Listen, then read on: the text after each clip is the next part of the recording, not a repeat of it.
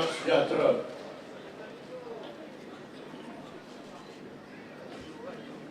Alhamdulillahilladzi akramana bi ni'matil Islam wa faddalana ala katsirin minal umam. Wassalatu wassalamu ala Rasulillah wa ala alihi wa sahbihi wa man wala.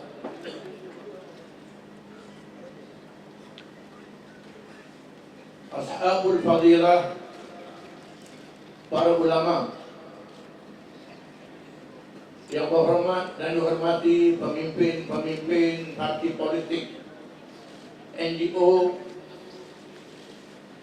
dan semua kumpulan yang hadir, hadirin hadirat, semua yang hadir, kalangan umat Islam dan termasuk kalangan bukan Islam. Terlebih dahulu saya membaca suruhan Allah dalam Al-Quranul Karim, petikan surah Fatir ayat 31 hingga 32. Sederhana terjemahannya, "Wallati awhayna ilaika minal kitab huwal haqqu musaddiqan lima baina yadayhi inna Allaha bi'ibadihi lakhabirun basir. Thumma awrathna al-kitaba alladhina istafayna min ibadina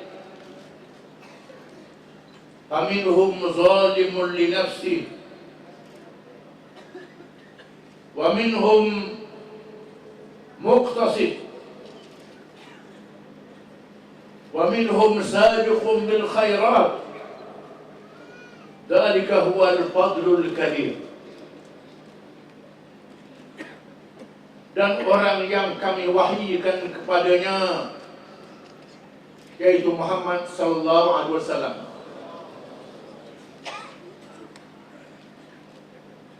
akan kitab Al-Quranul Karim, membawa kebenaran, membenarkan apa yang ada di hadapannya daripada kitab-kitab Nabi-Nabi yang terdahulu, Taurat, Injil, dan lain-lain. Sesungguhnya dialah Allah, Tuhan yang maha mengetahui berkenaan hamba-Nya, lagi maha melihat. Kemudian ketahuilah, kami pernah persakakan kitab yang terdahulu kepada orang yang kami pilih di kalangan hamba-hamba kami. Maka di kalangan mereka itu yang beriman dengan kitab itu, ada yang menzalimi dirinya sendiri, padahal dia percaya pada kitab dan mengerjakan maksiat, tidak beramal dengan kitab, namun dia percaya pada kitab itu. Kalangan mereka ada yang beramal secara sederhana, ada yang sangat maju menjadi orang-orang yang saleh, ke depan mengerjakan amal yang baik. Dengan izin Allah, itu adalah kurnia yang besar daripada Allah. Allah menjadikan diberi kebaikan pada semuanya. Kita mengharapkan perhimpunan kita pada malam ini, pada hari ini, menghimpunkan berbagai manusia yang alim, yang jahil, pemimpin, rakyat, paham, tidak paham, yang berdosa, mengerjakan maksiat. Namun dengan hati yang bulat menjunjung tinggi kitab Allah Subhanahu wa taala. Allah menjanjikan kebaikan diberi pada semua dengan berkat kitab ini di dunia dan di akhirat. Ini jaminan daripada Allah Subhanahu wa taala. Maka rugilah mereka yang tidak bersama dengan kita pada hari ini. Hati-hati mereka tidak mendukung kita pada hari ini. Perkara Rang Undang-Undang 355 memperkasakan mahkamah syariat, meningkatkan taraf mahkamah syariat supaya ditinggikan, bukan perjuangan baru bagi umat Islam. Kerjasama umat Islam, berbagai-bagai parti politik, pahaman politik, NGO Islam pernah berlaku sejak sebelum mencapai kemerdekaan. Sebenarnya kita mengulangi sejarah yang lalu yang ditulis tulisan emas. Catatan yang didukung oleh pejuang-pejuang kemerdekaan negara kita. Apabila British mencadangkan untuk diberi kemerdekaan kepada Persekutuan Tanah Melayu, sebagaimana janji kepada semua negara Asia Afrika yang dijajah selepas Perang Dunia yang Kedua. British yang menjanjikan kemerdekaan itu menyediakan kemerdekaan dengan agenda-agenda yang diatur oleh mereka. Mereka menerima konsep demokrasi, satu demokrasi yang mahu mengikat kita dengan penjara. Namun semua pejuang-pejuang kemerdekaan, sama ada Islam dan bukan Islam, parti yang menyertai pilihan raya yang pertama 1955, UMNO, PAS, MCA, MIC, parti-parti yang lain belum lahir lagi ke dunia. Ini mereka menyaksikan persediaan kemerdekaan. Kumpulan Islam melibatkan PAS, UMNO, NGO Islam telah membukakan memorandum kepada Suruhanjaya Red supaya meletakkan Islam di dalam perlembagaan Persekutuan Tanah Melayu. Suruhanjaya Red yang membincangkan memorandum ini menerima keputusan pilihan raya 1955. Walaupun PAS hanya 1 kursi daripada 52 kursi. Kursi PAS 1 saja. 50 lagi UMNO, MCA dan MIC. Suruhanjaya ini menerima memorandum ini dan membuat keputusan meletakkan di dalam perlembagaan persekutuan. Islam adalah agama persekutuan. Agama-agama lain diberi kebebasan untuk beramal dengannya. Ini perlembagaan. Maka parlimen yang pertama yang menerima kemerdekaan itu telah meletakkan syariat Islam di bawah bidang kuasa negeri, Mahkamah Syariah di bawah bidang kuasa negeri, mengikut ketetapan Suruhanjaya Red. Setelah setengah abad kita mencapai kemerdekaan. Sudah tiba masanya kita membuat muhasabah,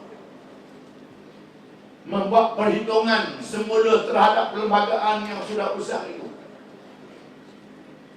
Di sana sudah beberapa banyak peruntukan perlembagaan yang telah dipindah. Bukan 355 ini sahaja. Sepatutnya 355 sudah lama dipindah.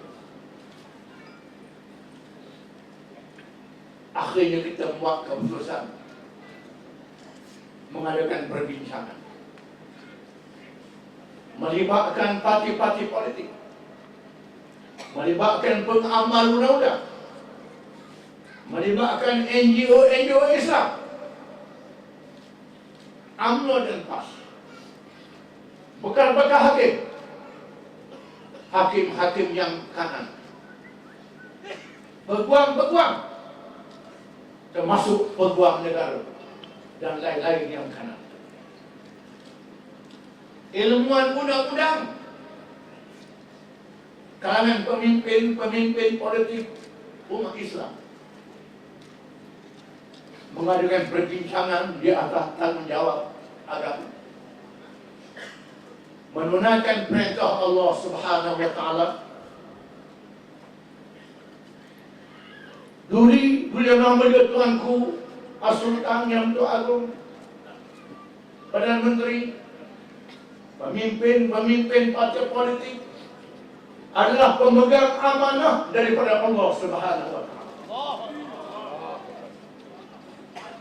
Kita berhimpun pada hari ini bukan kerana titah tuanku, bukan kerana Perdana Menteri, bukan kerana Presiden PAS, bukan kerana ketua NGO. Ini kerana perintah Allah Subhanahu wa Ta'ala. Inna anzalna ilaika al-kitaba bil-haq litahkuma bainan nasi bima araka Allah wa la takun lil khainina khasima. Surah An-Nisa. Sesungguhnya kami telah menurunkan perempatan kitab Al-Quran ini supaya kamu menghakimkan manusia dengan apa yang ditunjuk oleh Allah. Allah yang Maha Adil, yang Maha Bijak. Jangan kamu menjadi penolong kepada orang-orang yang kafir. Di atas tanggungjawab ini, semua pihak yang tersebut membuat keputusan sekali lagi mengulangi sejarah pra-kemerdekaan untuk mengangkatkan taraf Mahkamah Syariat, untuk membolehkan syariat Allah Subhanahu wa Ta'ala dilaksanakan, untuk membolehkan syariat dilaksanakan mesti ada mahkamah syariat yang tinggi tarafnya, bukan yang rendah tarafnya. Di atas kewajipan inilah kita tunaikan tanggungjawab. Perkara ini tidak menyentuh hak orang yang bukan Islam.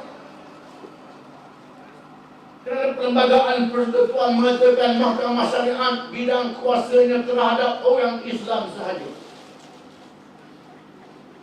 Mahkamah Syariat tidak boleh menghukum orang yang bukan Islam. Ini bukan cakap kosong. Ini perintah Al-Quranul Karim. Fa in ja'uka fahkum bainahum aw a'rid anhum.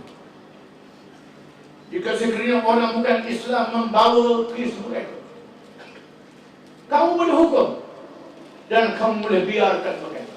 Allah membuat pilihan kita terhadap orang yang bukan Islam. Al-Quran menjamin kebebasan beragama. Firman Allah Ta'ala, wala tasubbu alladhina yad'una min dunillah fa yasubbu Allah 'adwan bighairi ilmin.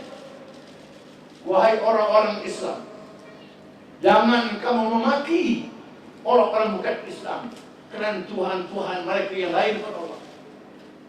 Nanti mereka memaki Allah Subhanahu wa ta'ala. Islam melarang kita memaki Tuhan-Tuhan orang yang bukan Islam. Ini Quran. Oleh kerana itu, kita benarkan orang Kristian menyambut Christmas, membenarkan orang Buddha menyambut Hari Ishak dan lain-lain, membenarkan orang Hindu menyambut Depa Bali dan Taipusa, membenarkan orang Dayak menyambut Hari Gawai, membenarkan. Ini jaminan Al-Quran dan jaminan Perlembagaan Malaysia. Maka tidak ada sebab orang bukan Islam menentang perang Undang-Undang 35. Tak ada sebab mereka membantah perkara yang berkait dengan orang Islam. Ini sudah melanggar adab perpaduan negara. Kita minta umat Islam konsisten, beristiqamah menghadapi adab perpaduan negara. Orang bukan Islam juga mesti menghormati adab perpaduan negara. Meraihkan orang Islam. Alhamdulillah, hari ini kita adakan himpunan aman damai. Tidak ada yang boleh melakukan provokasi. Kita izinkan sebarang provokasi. Kita mengharapkan himpunan ini diberkati oleh Allah Subhanahu wa ta'ala.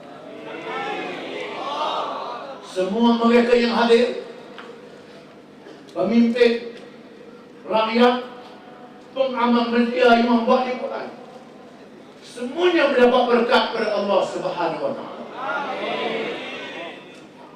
Supaya mereka menghormati kedudukan undang-undang Islam yang dihormati oleh masyarakat antarabangsa. Kepada mereka yang masih bersikap negatif terhadap Undang-Undang 355 supaya mereka meredak sejarah perundangan dunia ini,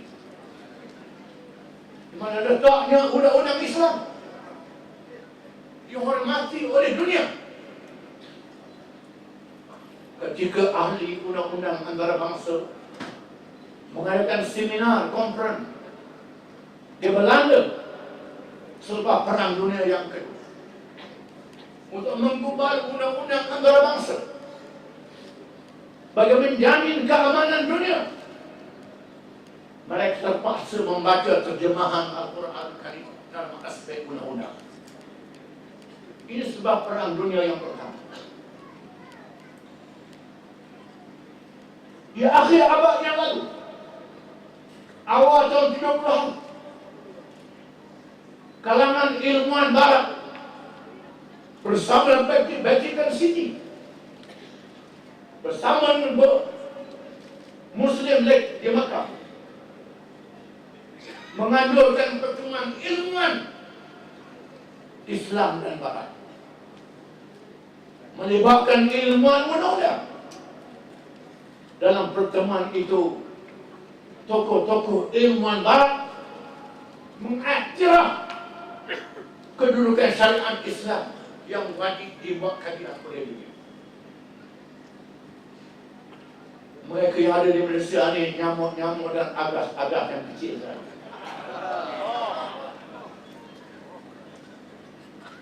Kita rujuk sejarah senario pengamalan undang-undang dan berkaitan ini. Dunia hari ini menyaksikan kegagalan undang-undang ciptaan manusia. Bukan sekadar tidak boleh menghapuskan jenayah, tak mampu membendungkan jenayah. Bukan sahaja jenayah peringkat nasional, termasuk peringkat internasional, merebak di seluruh dunia. Kegagalannya kerana undang-undang ciptaan manusia tidak ada roh, tidak ada iman, tidak ada warisan beriman kepada Allah dan hari akhirat. Islam mempunyai prinsip awal ini. izinkan untuk melihat Islam dilaksanakan. Izinkan untuk melihat Islam dilaksanakan. Daripada kamu mencemooh, usaha memperkasakan mahkamah syariat, lebih baik kamu bincang undang-undang yang sudah lapuk, yang masih diamalkan, undang-undang menggunakan tali gantung zaman purba, undang-undang jakun dirikut, yang tidak mengira siapa boleh jadi saksi, siapa boleh jadi hakim, undang-undang yang tidak ada. Sepatutnya ini yang dibincangkan oleh mereka, bukan mereka mempertikaikan undang-undang Islam dengan kejahilan tanpa ilmu dan pengetahuan. Oleh karena masa yang sangat ringkas, kesimpulannya saya mengharapkan usaha Undang-Undang 355 akan dapat dipanjangkan sehingga mencapai kejayaan. Untuk dilihat oleh rakyat betapa hikmah undang-undang ini disaksikan oleh seluruh rakyat, sama ada yang Islam dan bukan Islam. Mudah-mudahan himpunan kita diberkati oleh Allah Subhanahu wa ta'ala. Dan marilah sama-sama kita akhiri majlis dengan bermunajat kepada Allah Subhanahu wa ta'ala. Bismillahirrahmanirrahim. Alhamdulillahi rabbil alamin, hamdan yuwafi ni'amahu wa yukafi'u mazida. Ya Rabbana lakal hamdu kama yanbaghi li jalali wajhik wa 'azimi sultanik. Ya Arhamar Rahimin, Ya Hakim, Ya Karim, Ya Ahad, Ya Samad, Ya Hayyu Ya Qayyum, Ya Jalal wal Ikram. Allahumma antal wahidul ahad, al-fardus samad, alladhi lam yalid wa lam yulad wa lam yakul lahu kufuwan ahad. Huwa Allahu alladhi la ilaha illa huwa alimul ghaibi wash-shahada, war-rahmanur rahim. والله الذي لا إله إلا هو الملك القدوس السلام المؤمن المهيمن المهيمن العزيز الجبار المتكبر سبحان الله عما يشركون. والله الخالق البارئ المصور له الأسماء الحسنى يسبح له ما في السماوات والأرض وهو العزيز الحكيم. سبحان الذي بيده ملكوت كل شيء وإليه ترجعون. اللهم صل وسلم وبارك على محمد وعلى آله وصحبه أجمعين. اللهم إنا نسألك بأسمائك الحسنى وباسمك العظيم وبكلماتك التامة.